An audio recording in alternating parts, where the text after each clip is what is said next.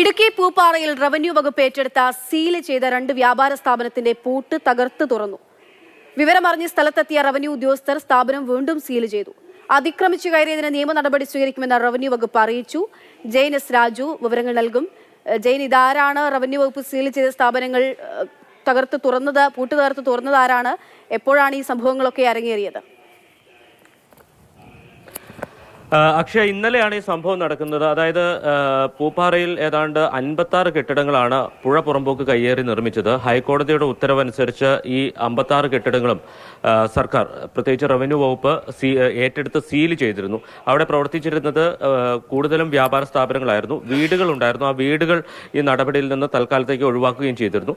ഇതുമായി ബന്ധപ്പെട്ട കേസുകൾ ഹൈക്കോടതിയിലെത്തുകയും ഈ വ്യാപാരികളുടെ അടക്കം കേസുകൾ ഹൈക്കോടതിയിലെത്തുകയും ഈ ഉത്തരവ് അല്ലെങ്കിൽ നേരത്തെ ഉണ്ടായ ഉത്തരവ് ശരിവെക്കുകയും ചെയ്തു. ഇതിനെ തുടർന്ന് ഇവർ സുപ്രീം കോടതിയെ സമീപിച്ചിരിക്കുകയാണ്. സുപ്രീം കോടതിയിൽ നിന്ന് നിലവിൽ തൽസ്ഥിതി തുടരാൻ പറഞ്ഞുകൊണ്ട് ഒരു ഉത്തരവ് കൂടി വന്നിട്ടുണ്ട്, ഒരു ഇടക്കാല ഉത്തരവ് കൂടി വന്നിട്ടുണ്ട്. ഇതിനിടയിലാണ് 2 വ്യാപാരികൾ റവന്യൂ വകുപ്പ് സീൽ ചെയ്തത്. പൂട്ടിയ ആ 2 കെട്ടിടങ്ങൾ പൂട്ടുകൾ പൊളിക്കുകയും അതിനുശേഷം അവിടെ വ്യാപാരം പുനരാരംഭിക്കുകയും ചെയ്തത്. ഇത് റവന്യൂ ഉദ്യോഗസ്ഥരുടെ ശ്രദ്ധയിലേക്ക് എത്തി.